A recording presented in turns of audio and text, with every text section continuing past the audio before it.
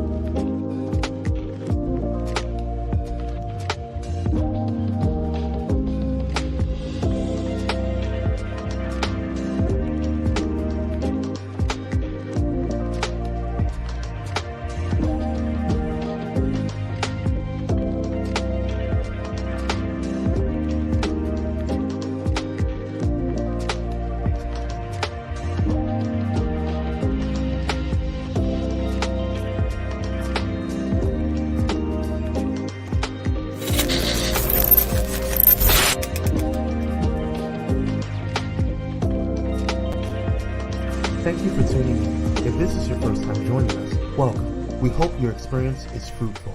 Please feel free to visit our website to find out how you can join our growing family. While we are loading your experience, please do us a quick favor and hit that like button from whichever platform you're watching or listening on.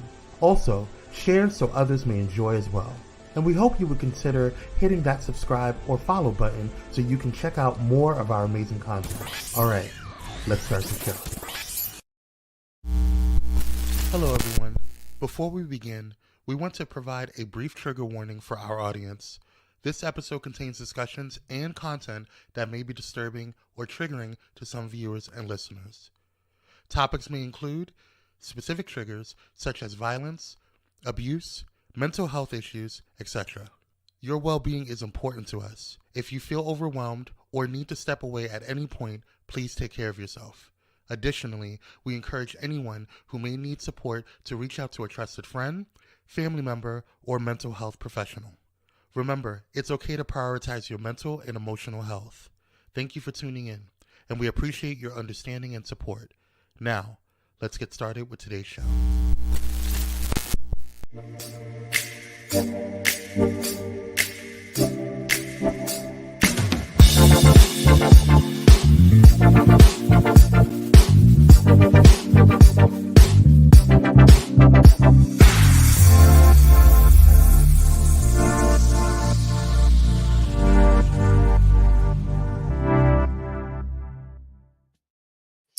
Good evening, everyone, and welcome to my show, It's Just Kim Live.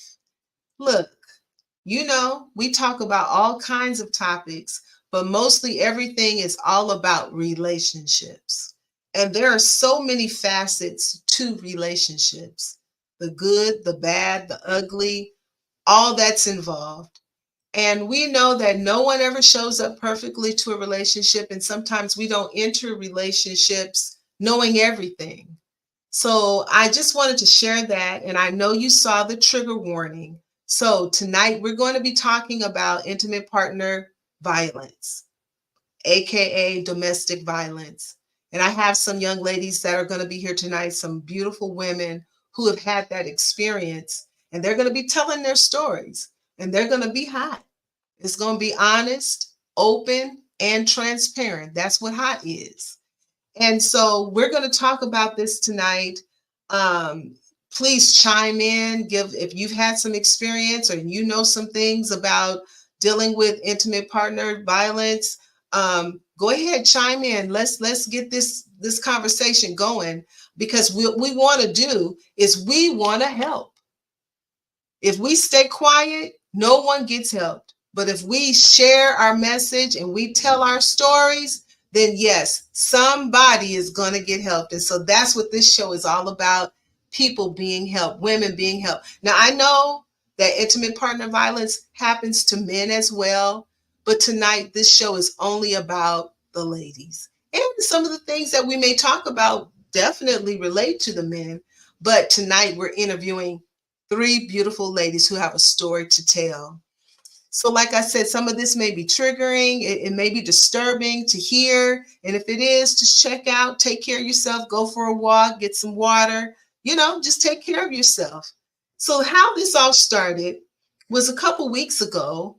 My niece, and you'll meet her tonight, she sent me a link for a podcast that she was on. She wanted me to listen to it. And the thing that struck me the most was she said, Auntie, we're just trying to get the word out. That struck me. So I took the time to listen to the podcast. As a matter of fact, I listened to it twice. And I was listening to these young women. I was listening to them tell their stories and their struggles. And then the most beautiful thing was their deliverance. And, some of our sisters, some of our brothers don't make it out of intimate partner violence, domestic violence. They don't make it out alive. And so, but we have these three beautiful young women who are here tonight, and they're going to share their story about how they made it out alive. But let me just share this, you know what? Let's go ahead and bring them in. Come on, Kwame, bring them in.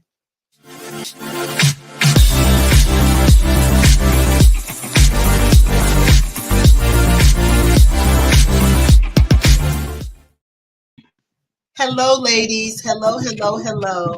Hi. Hello. Thank you for being here, Yaneek, Miss Topaz, and my niece, Michelle. Let me first say, ladies, I appreciate you for being here tonight. You didn't have to do it. I know some of you live on a whole different time zone, so it's probably very late where you are, but I appreciate you nonetheless. I appreciate you for being here, but I appreciate you for just being willing to tell your story, because I know telling your story is not always easy. Some of the things that happen in our life are very personal, but because you all want to help others, you're willing to do that. And so I just want to thank you for that. So I first want to just, give a little bit of information, because tonight we're talking about intimate partner violence, which is domestic violence. If some of us know, IPV has a direct effect on people's mental health, the mental health of women, of men, of children. It's linked to like PTSD, it's linked to depression, it's linked to anxiety, substance abuse, it's linked to suicide, self-harm, it's linked to a lot of those disorders. And actually, it is actually one of the most common forms of violence against women. One of the statistics said that it was about 640 million women and girls globally who experience intimate partner violence. So, they say that women who experience this are most likely to experience depression and drinking problems. Also, IPF is connected to other forms of violence related to serious health issues and economic consequences. And a lot of times I know that's one of the reasons, and we'll get into that later, why women feel that they have to stay in those relationships. Then even so, some of the cultural beliefs amplify gender-based violence. It's like the thing to do. It's acceptable, basically. So tonight we're going to dig into your stories. We're going to ask a few questions, and we're just going to keep it all the way 100. I shared earlier that I know you probably have never heard a story. Some of my viewers have never heard us talk about situations like this, but we're going to keep it raw, keep it right, and say the things that you need to say to tell your story. You don't have to say you sorry if a word slips out here and there. Just say what you need to say so that we can get the word out there. Okay, so we'll start with Michelle. Michelle is definitely my niece. She's an Ervin. She's my niece by marriage. However, I've been knowing her all her life. And so what we're going to do is I'll start with Michelle. Michelle, you can just kind of give us, tell us who you are, just a tiny bit about yourself, and then just tell us a little bit about your experience. Okay. Can everybody hear me? Okay. Mm-hmm. Okay, perfect. All right. So I did want to first apologize for Josy not being able to make it, due to her emergency. I want to apologize for that. Okay. Yeah. And then I also wanted to say Topaz actually never actually experienced domestic violence, but she grew up I'll say in an environment where she had to learn from it. So that's why we wanted to bring her, so it could be like a different perspective on exactly. But as for me, I can honestly say my first I'm 40 years old. I have 4 kids. I've been married, I've been divorced. I first ever experienced domestic violence when I was 19 years old with my very first boyfriend. Was the very first time I ever experienced domestic violence. And I feel like because I experienced it and then you just kept going, it just becomes like kind of a habit, and it makes you feel like, oh well, this must just be what everybody does, especially like if you see your friends going through it and their boyfriends are doing it to them and nobody's saying anything and everybody just kind of like covering it up, and because they do that, they cover it up for each other. They won't call them on it. Like, I've literally been getting beat up by my ex-husband, and his friends were standing there and nobody did anything. They all just stood there and was like, well, we don't really want to have an argument with him, we don't want to we don't want to have a fight with him, we don't want to get into it with him, like that's y'all business, stuff like that. And I believe that that's kind of where we go wrong at. A lot of the times we say that's not my business, we don't want to get in there, cross the line, or we don't. But sometimes I feel like we do need to get in people's business when it comes to things like that, because you could save somebody's life. I mean, that's just pretty much. I wanted to start with that. Okay, thank you. Thank you. So, Topaz, tell us a little bit about your experience. I know you didn't experience it directly, but the children who watch or see or experience domestic violence, they're affected as well. So go ahead and share a little bit about yourself and what you experienced. All right. Hi, my name is Topaz Jones. Like they said, I have never experienced domestic violence personally. But I have grown up with domestic violence. I have watched my mother be beaten on numerous occasions. It's not a pretty sight. As a kid, I really didn't know what to do. All I could do at that point was know that that was something that I didn't want to experience when I got older. And yeah, like I'm here to learn. I'm here to listen. I want to hear you guys out. And yeah. So Topaz, I had a question for you actually before we go to Yaneek. Because you watched this happen as a child, and you said something really important right there. You said it's something I knew I never wanted to experience in my life. So what do you think because a lot of times when we experience things as children, it doesn't always happen this way, but a lot of times when we experience things as a child, we end up experiencing it as an adult. Okay, it becomes part of who we are. Can you tell us what were some things that you did that, you were like, this ain't happening to me? What were some things that you put in place in your life that prevented you from experiencing domestic violence directly? I feel like, I don't know how to explain it, honestly. All I know is I feel myself being pulled into a certain character that I don't normally, because I've been adopted. So like once my mom went to prison and my dad went to prison, well, he was my stepdad that my mom was married to. Once they went to prison and my brothers went to prison, I had nobody. So I went to go live with, my foster family, and they just didn't move like that. So it was more of I know this is what I've grown up seeing, and it is more. It is a way to, like you don't have to. I didn't really experience that once I moved with my new family. So it was more of like taking notes. This is what I like. This is what I don't like. Okay, I got with my first boyfriend. We was kids. 15 years old.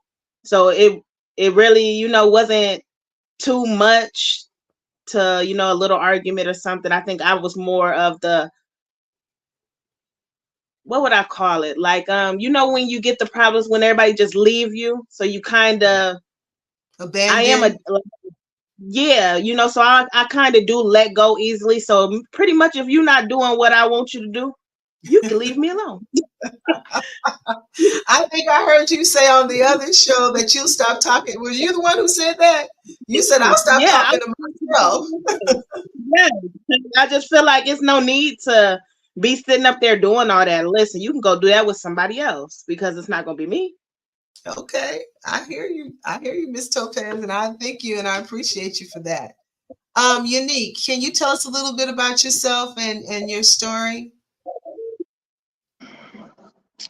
My name is Yaneek Sanders, and I grew up in a household with domestic violence. Although I didn't know at the time that that's what it was called, right? I just thought we were just living and that's just the way things went. My father was the person who raised me. My mom was in and out of the household due to drug addiction. And she was actually the abuser in the case. Wow. Just the places her addiction would take her. She would come in the house and often we would be the ones that fell victim to the abuse. And again, at that time I didn't know what it was. I didn't put a label to it. I'm just knowing that this is just the way it is in my household. We eat, we are well kept. My father takes very well care of us. He loves us. Even though I grew up to realize that words were very few in my household, right? So for me, I realized that his actions was those of love as I grew to understand life. Because initially, I'm just thinking he's being a parent. He's just, I love you wasn't a common thing that was said in my house. Affection wasn't a common thing that was expressed in my house. But we were well taken care of. He instilled certain morals, he taught us respect. Like my father was heavy on just being a reciprocal being, just being able to treat people how you want to be treated. I remember those lessons early on. So when my mom would come and take his money or try to take our belongings, my jewelry, and they would get into a full-blown fist fight, it's one of those things where, and keep in mind, my father was older. So my mom was more young, more, more, she had an advantage in a situation. So again, that dysfunction kind of shaped my mind and my brain for relationships, right? What I took from it was just the durability, that my father had. And because he never shut his door on my mother. He never, no matter what she put us through, no matter what we went through, he always had that door open, not only, to her, but I watched that about him. He was one of those people who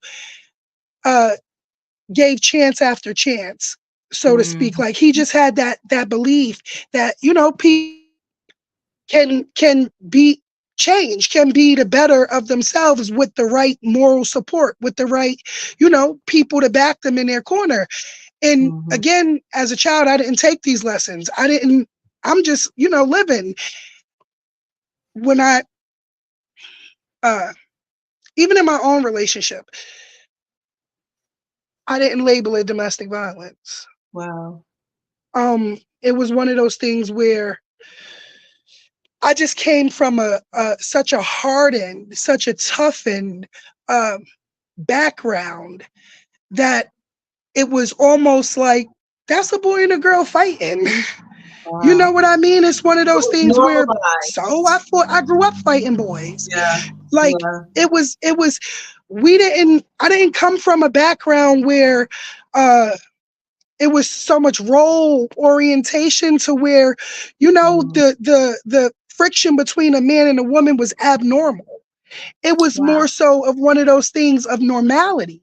So it wasn't until like I kind of told Michelle, until I felt like I was walking on eggshells. Until I said, wait, Shaniva, this feeling is not, this is no. I had to tap into my inner emotion, my inner fear, on top of the fear of abandonment, on top of, my separation anxiety, on top of, the fact that who really wants to be alone, on top of all of that, and say, is this conducive? Is this skip for me, for my children? Is when it, does it work better together, or can we do this separately and build a healthier rapport and relationship for the children? Is what essentially my decision making had to come to.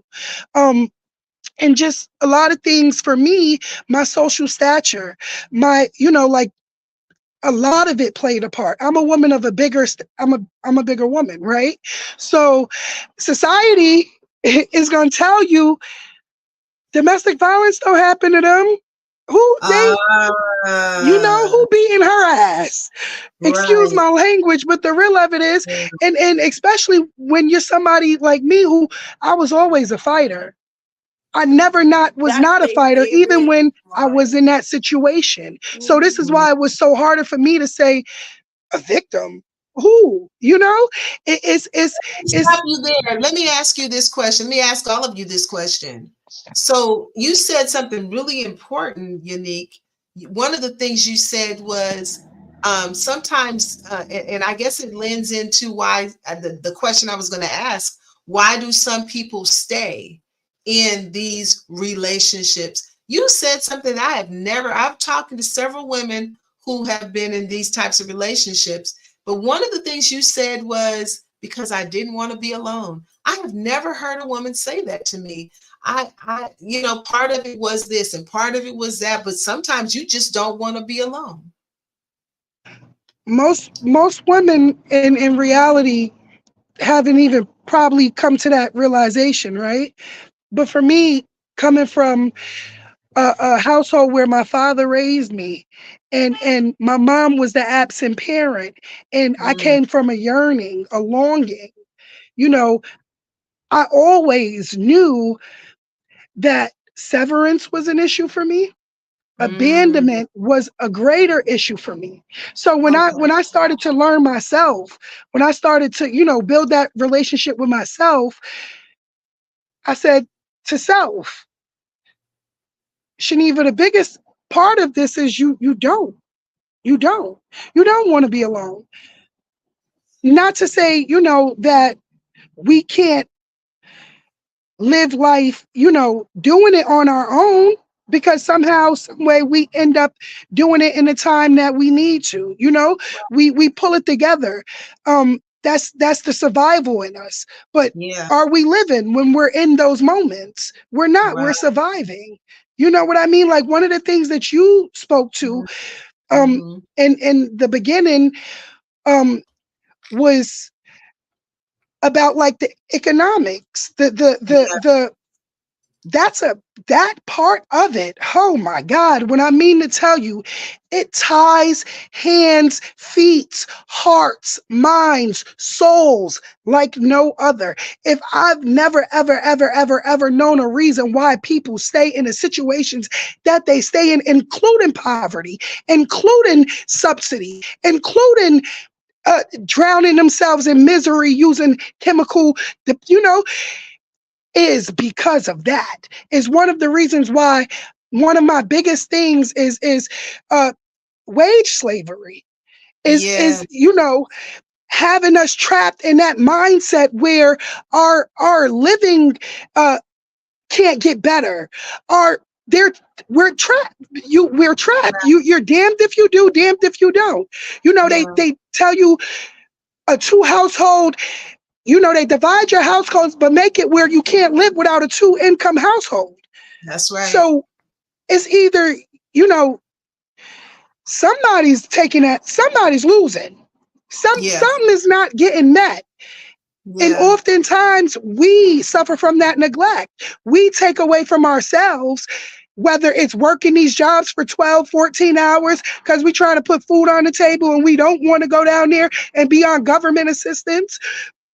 Or, we have to work 2 jobs sometimes, or we deal with a household where you're walking on eggshells because the sole provider knows that they're the sole provider. Wow. For me, like I said, it was one of those things where the minute that I woke up and I said, to me, you love everything and everybody around you. Shaniva, you got to put that into you. Everybody and everything around you, you got to pour back into you, because while you doing all of this, I was losing myself. And So that's just. let me ask you this. What was the moment? Can you identify that moment, that day? What happened when you said, the scales are off my eyes, I can see? What happened?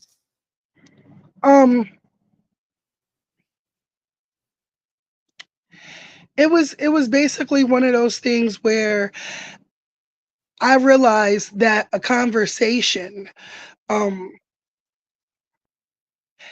was never going to be a conversation. It was always going to be an argument. That it was a comprehension issue. Like our mentals are not aligned.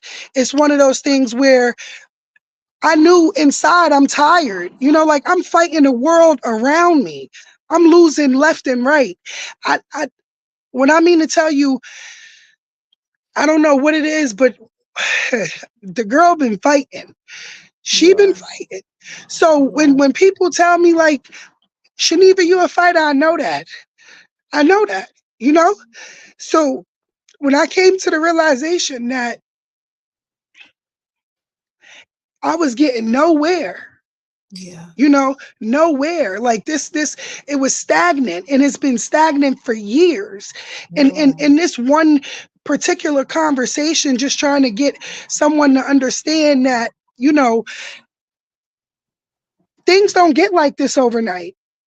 Being an accountable party is big, because I'm big on saying, did I take, part in my situation? Absolutely.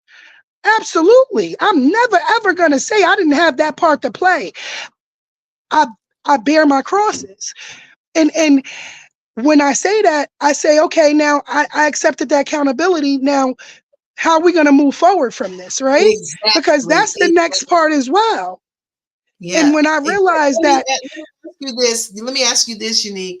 So accountability, because I don't know if you noticed that I named this show I Love Me Not, and I know many times we talked about being having a financial abuse, not being able to take care of yourself, physical abuse, the mental abuse, the social abuse where you're estranged from your families, and all of that, and how sometimes you come into it thinking that it's normal, it's okay. But then I said I love me not, because really it's like you think you love yourself, but maybe you love, and please, ladies, I'm not trying to bash anybody, but you raised some good points, Yaneek. You said sometimes you have to take accountability, because what is it about this that keeps me here, where I'm accepting certain things from a person because I want certain things. I need certain things. And I'm not saying that every woman that stays because she wants a good house, a nice house, she wants clothes, she wants this, she wants that. That's not what I'm saying. What I'm saying is, so at some point, I think in everybody's life, no matter what we experience, what we're going through with our partners, with our families, with our friends, there is a point where we take some responsibility, or at least come into some awareness of what part we keep playing in this. No, do we say, it's my fault that you hit me, I shouldn't have said this? Absolutely not. Because none of you took somebody's hand and punched yourself with it, or whatever the case may be. But you don't even know, you are blessing me so much, because you're giving us a part of this whole thing with domestic violence, intimate partner violence, that sometimes people don't talk about. They don't talk about who I am, and I'm a big girl, so people gonna think that I should be in here, duking it up, and I shouldn't be letting people to, beat me up, and I shouldn't be letting people commit violence against me, abuse me, all these different things that people don't even talk about, that they don't even think about. So I want to thank you for sharing that. I'm going to move to Michelle, and I'm going to ask you this question, Michelle. First, let me ask you why you stayed, and then tell us what that moment was. I am so into moments because I feel like awareness is extremely important in everyone's life, no matter what they're going through, what they've been through. But I feel like it's almost like that aha moment. What was it that happened that you said, what am I doing? I was going to answer it, but Kwame is saying that we need to go to break. So I don't know. Go to break. We started, we got into it. Yeah. We'll be right back. We have a commercial. We'll be right back.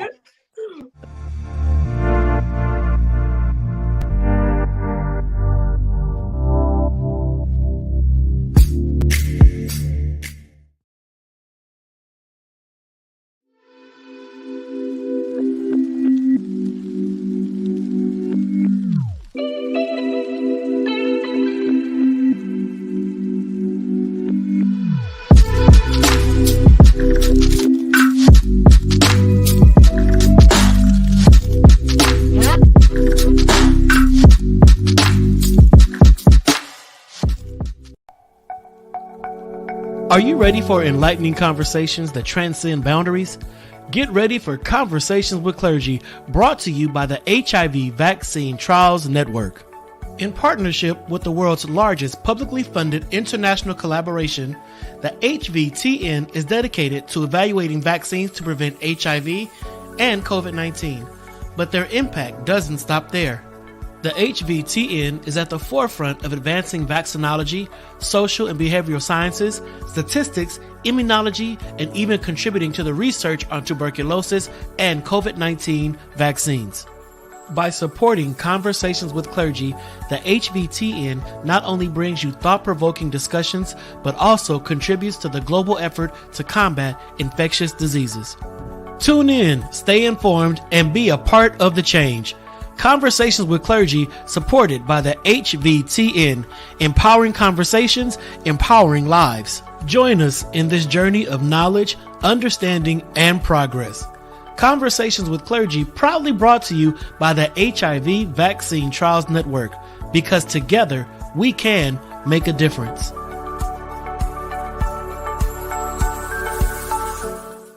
Elevate your entertainment with Watch Vim. Discover the ultimate online streaming destination. Get an auto-renewing monthly subscription for unlimited content on all devices. Join us in supporting a Black-owned streaming platform that brings top-tier entertainment. Let the streaming excitement begin at Watch Vim, your seamless experience for endless entertainment. Stream online or download the Watch Vim app now.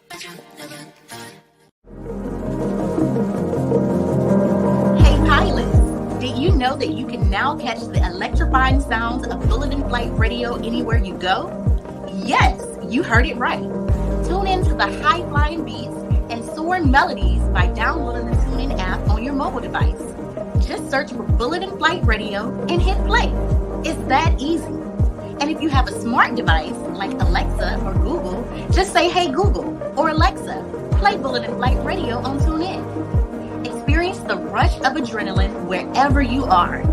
Listen to Bulletin Flight Radio on TuneIn using your Alexa or Google devices. Soaring through the skies has never sounded this good. Don't miss out on the ultimate musical journey. Tune in now to Bulletin Flight Radio on TuneIn and let the music take you on an unforgettable ride. Get ready to elevate your listening experience. Brought to you by Bulletin Flight Radio.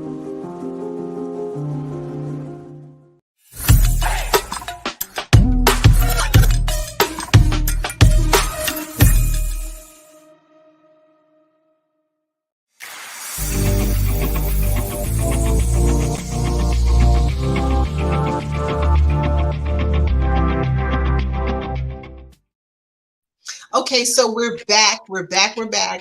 And we are talking today. My show today is Just Kim. Welcome back. We are talking about intimate partner violence, aka domestic violence, however you want to coin it, term it. And I have 3 beautiful young women here today. 2 have experienced it firsthand, and then 1 has experienced it, indirectly through her family. We've been having an amazing conversation and just a hot, honest, open, and transparent talk about what this situation is for some people. It's not the same for everyone. But before we went to commercial, Michelle was going to answer that question. She was going to tell us a little bit about why she stayed and what was her aha moment when she knew it was time to get out. Okay. So I'm going to talk about, because I've been through domestic violence in more than one relationship. And I didn't know at the time, I just kept thinking, like, what is it that I'm doing wrong that's making all these guys treat me like this? But it took me till I got to be this age now that I'm standing in the gap for so many other women that I wouldn't have been able to do this and be this strong to be able to help other women if I didn't go through all the different things that I went through, because I would have still been scared. And I wouldn't have been, able to open my mouth and say anything. But I want to say the first time when I was in the relationship when I was 19 years old, he actually went to jail for a probation violation from a case from beating up his baby's mother. So I didn't know that. So when I went and I looked up his case online, I seen his charges, and that's what made me be like, girl, like, you know what I mean? Like, he's not, like, this is who he is. This don't have nothing, you know what I mean? It's not you. This is just who he is. So when he went to jail, I just left. And then, that's how I got away. But not knowing that I would meet my husband, do you know what I mean? Directly after that, thinking him saying, oh, I understand everything you went through. I'm going to help you, all that stuff. And I didn't know that, like, he was going to be like that. Do you know what I mean? So I'm hearing stories, but the story, what he's telling me in the stories, like, his mom was like, oh, he tried to fight me before. His mom's telling me this, but I'm like, oh no, he probably didn't. Like, there's no way, like, somebody would do that. But all these things I'm hearing, the red flags, but I'm not seeing them because he's not showing me that side. You know what I mean? Until he did show me that side. Wow. And then it got to the point where he was doing it in front of other people who were supposed to be my friend too. So it was making me feel like, well, maybe I deserve it. Or maybe it's okay because nobody's helping. And these are people that have known me longer than known him. And you know what I mean? So I'm like, but even though we both know, but it's like, dang, y'all not going to help me. And and then they would be sneaky and do stuff like, sis, you ain't got to deal with that, right? Sis, you really should just leave him. But they would never say nothing to him. They would always tell me, you know what I mean? Like, on the low type stuff. And then I used to be like, but y'all see he's crazy. Like, y'all see what I'm going through, Right. But I always felt like, dang, like, y'all not going to help me. Until his sister, she asked me one day, we were going to the store, and she said, I got to ask you something. I've been wanting to ask you something ever since I know you. Does he be hitting you? And she said it just like that. And I said, yes. And she said, I knew it. She said, girl, if you ever want me to come, I will come. Call me, I will come. I do not care. And one day I was holding my son. He was like 3 months old, Ashton, and he hit me in my forehead, and my whole forehead split open, and I was bleeding. And I called her, and she said, I'm on my way. And she was there, and she came and she got me, and I left. And what made me leave was because I was like, she didn't have to come. She definitely didn't have to stand up against her family, you know what I mean, and go against him to come get me. So it was like I owed that to me, to my son, to leave.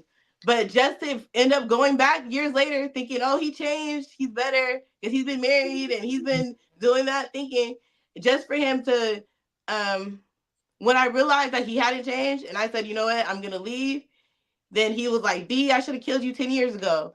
Choked me out until I passed out, and then discharged his weapon. He missed, and then his friend came from upstairs, picked up the bullet casing, and left. Like nothing happened. This is all while he's already on house arrest for attempted murder. And then that's when it clicked in my head, like, girl, nobody's going to protect you but you. You've been hiding this man's secrets all this time. You're not saying nothing. You trying to protect his image instead of protecting your life. Like, if you don't speak up, nobody else going to speak up for you. Wow. And then it took for me to find out that he had been hitting my son for me to really just be like, okay, no, this is enough. So this is what we're about to do. Like, I have to, now at this point, I have to tell everything. You know what I mean? Because if I don't, it's like my life, my son's life. and it's just at that point now. I just feel like you get to a point when you're not scared anymore. You know what I mean? Like, you're not gonna pug me no more. You're not about to make me feel like, you know what I mean? Like, I'm not gonna be scared or any of that. But it takes a minute to get there. I'm not gonna lie, because you know you'll be scared. But it's just when you get to the point where you just know more, you just know that it's no more. And I think because I remember helping a young lady, and we're going to speed it up some. I remember helping a young lady. The first time I helped her, it was a team of us. I work with teams. Right. And it was a team of us. We got together. We went over there. We packed her up. We got her out. And I took her to my house. So we were just kind of like having like this moment where we were all trying to talk to her. So even her family had came down to help her, and we were having this moment with her, and she was sitting there talking to us, and she had him on speakerphone. So he was hearing everything we were saying. And we weren't talking about him personally, but we were trying to encourage her.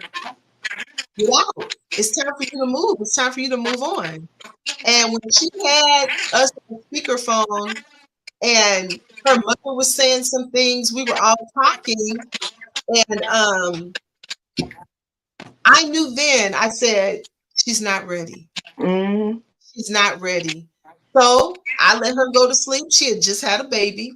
I let her go to sleep. The next morning, I packed her stuff up, put it in my car, and I said, call your man, because, that's where you want to go.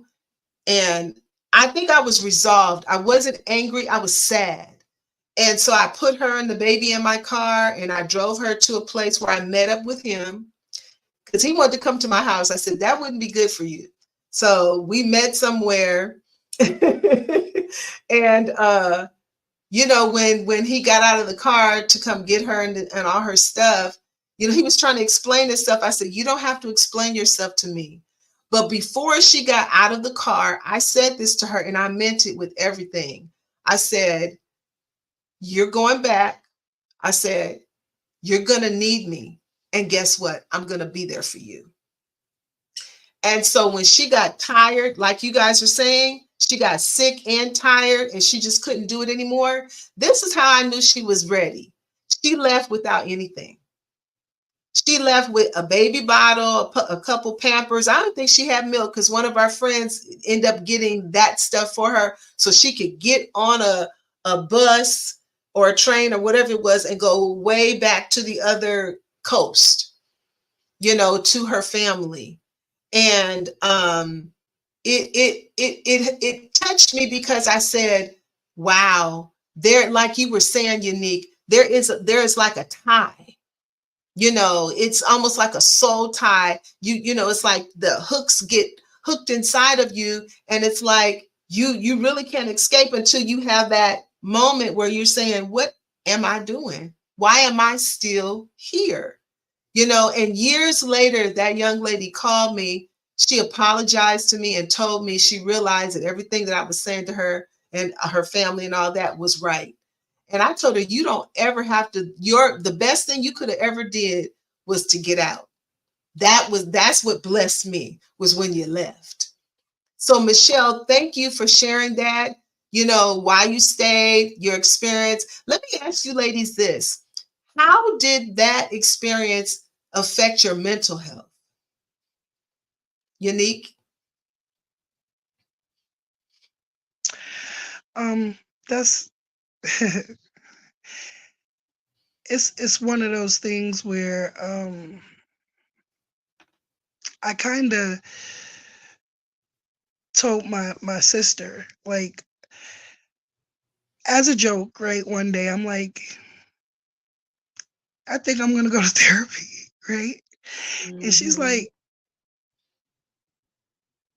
okay, like, but her response was more of one of those things like, maybe you should, like, just because now we are adults, right? And we it's okay not to be okay, right? I Yeah. mean, after enduring, like I said, when you're in the whirlwind, you don't realize you're in the whirlwind.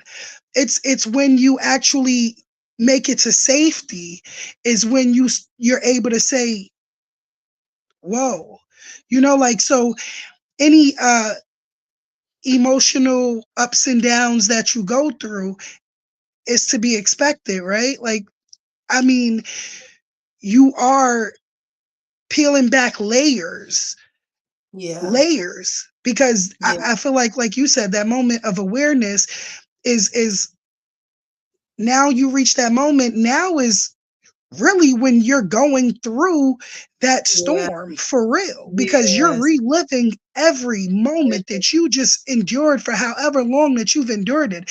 That journey that you enter on, it does take a toll, on you emotionally, which,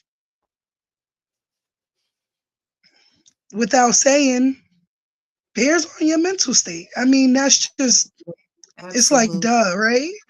Yeah. So I have definitely considered, and that's just overall, just not speaking to that one situation in particular, just overall, people, I feel like one of the most important things is an outlet. Mhm. And a lot of us don't have that. If you think about it, how many people can say they have a best friend? How many Right. people can say they have a safe haven or a Yeah. place where they could just release without judgment, without, you know, people who are listening to respond versus listening to just understand and just be there? You know, Yeah. no, it's not many people that can say that they have that. So, it's just, for me, one of those things where I've definitely considered it, just, for the fact of me wanting to be in a better space emotionally, mentally, and me being able to say, me not being okay after all I've been through is okay. Yeah. So let me say this to you, Yaneek. If you have not gotten into therapy, do it. It's the Yeah. best investment that you can make into your own self, Hmm. to your well-being, to your mental health, to your self-esteem, your confidence in who you are. I can see that you've grown. I don't even know, I didn't know you back then, but just the way you speak and you talk, I know that your experience has matured you. But there are some other places inside you that a therapist can tap into, that you'll be surprised at other things that will start coming up when you get into therapy. So Michelle, how did this affect, I'm going to ask you a different question. How did this affect the mental health of your children? Um, I think I'm very aware of mental health in my kids because I had depression when I was like growing up, and they were trying to put me on medication when I was like in elementary and junior high and stuff. And I was suicidal when I was younger. So like certain things, I'm like more aware of it maybe than most parents. Like even if it's just like a little something that's like shows that you have anxiety real bad Mm, or something like that, or I could just tell, I'll ask. You know what I mean? Especially Ashton, he's the one. He has anxiety bad, and I feel like because I have anxiety and his dad had anxiety, I feel like he has it. You know what I mean? Both sides, and then the things he's been through, is he doesn't know how to explain it. He just will be like, he'll just start crying and say, "Mom, I don't know. It's something. I don't know what it is. yeah, Just help me." And then I just like, hold up. yeah, You know what I mean? So you can get through it. But I know that it's anxiety because I have anxiety. But I just know at his age, he doesn't know how to, put it into words or how to deal with it. So I've just been trying to, he's in there. Well, we've been looking for a therapist. His counselor at school has been helping. But I can just tell, he's different when he's around me than when he's there. Because when okay, he even just the thought of having to go back into the toxic situation, he like shuts down and he'll just like stop talking. He doesn't want to say anything and he'll just be like, "But I don't want to go. But is there mm, anything we can do? Because I don't want to go." And he's like, very smart. So his everything he's saying is, it's just hard because it's like I know he means it, and it's like I hate that because of who I chose to be with. You know what I mean? It affected him. So now it's like I'm going out of my way to try to fix it because I don't want him to, have to grow up with that. Right. Miss Topaz, I know we haven't said much else to you, but I wanted to ask you, what you witnessed, how did that affect your mental health? I want to just maybe backtrack that my mother was married to a man who raised me. And then she just one day didn't come back home, and she ended up getting a new boyfriend who she's married to still this day. I remember where my dad would just be like, so you don't want to go stay with your mom, and basically tried to shield me from her, because I felt like maybe he knew more. I was just a kid, but as I would cry, I just want to be with my mom, I would go spend the night with her, and them nights I just remember, because she was on drugs, her and her man, they were on drugs.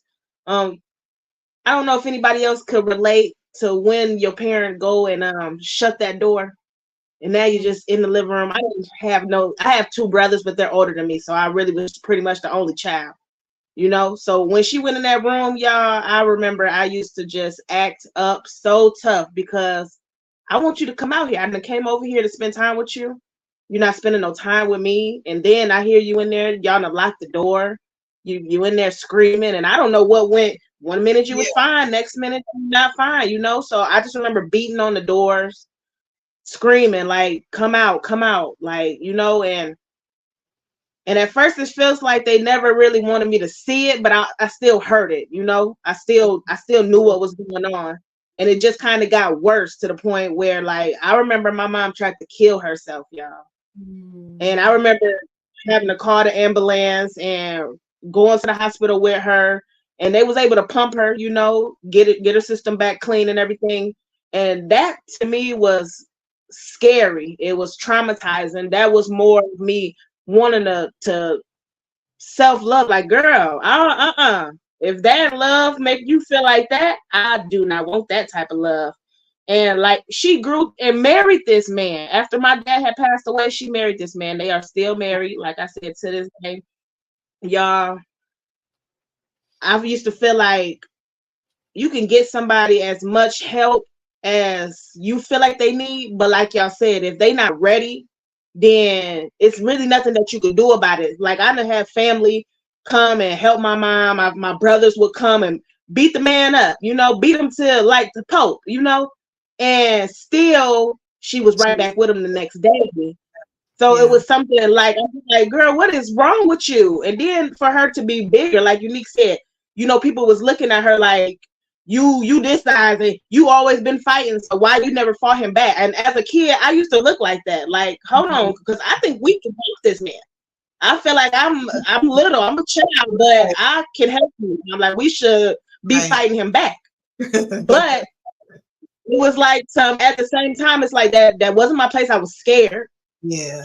And okay, I just remember one day he had choked her out in front of me, y'all. And I really didn't know what to do. And she kept on screaming, like, go get help. But I didn't want to leave her.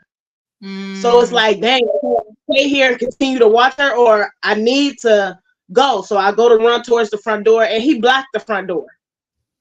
So now I threw up. I was crying so bad, I threw up. And it's just like, okay, you saying you love me, and you don't love my mama, you don't love me. I can't go get no help. I don't know what to do. I just take off running, y'all, out the back door. I think I was about 9 years old. My mom lived across the street from a fire station. And I ran right past the fire station, not knowing that they could help me. This ain't no fire. We need the police. So I ran 5 blocks down. And it was probably about 2 o'clock a.m. And I'm just running, y'all. I finally get down there, and they bring me back home. And, she told them that she had failed. Nothing had happened. And that right there that did something to me. Yeah. And still to this day, like he will sit there and be like, my daughter never go against me. And I just be like, yeah, Wow. I don't like him. I never have liked him. Let me say this. You all don't even understand how much you have helped tonight. And we haven't even dug deep into all of everything. I haven't even answered all the questions that I have. We need a part 2. And I want all of you, and we're gonna bring what's her name, Josy. We're gonna bring her on too. Yes, we're gonna bring her on too. But we have to wrap it up because our show is just an hour, and we don't want to go to Facebook or YouTube jail. So, I can explain how grateful I am to the 3 of you for just sharing and being honest and open. And the thing I like about stuff like this is we don't have to get into all the dirty details, just knowing that you've been through this particular thing is enough. So my producer is like pushing. We need a part 2.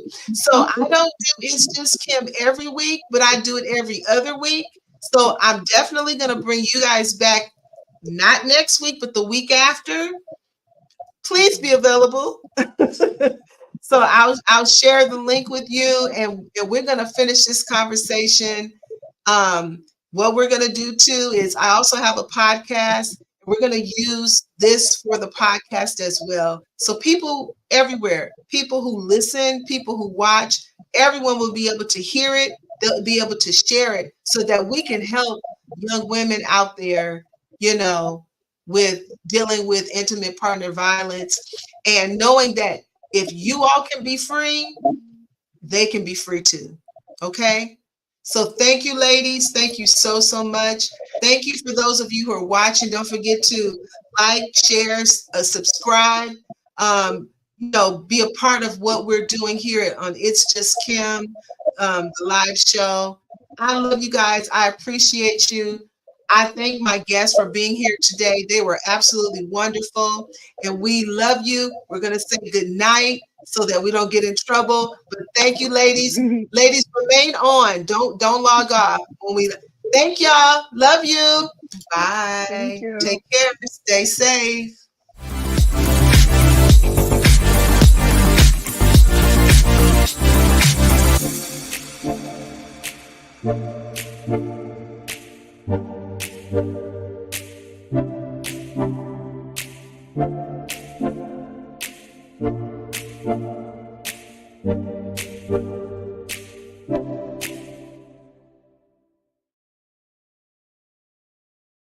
Thank you for watching Pyro Media Network. For more information, please visit pyromedianetwork.com.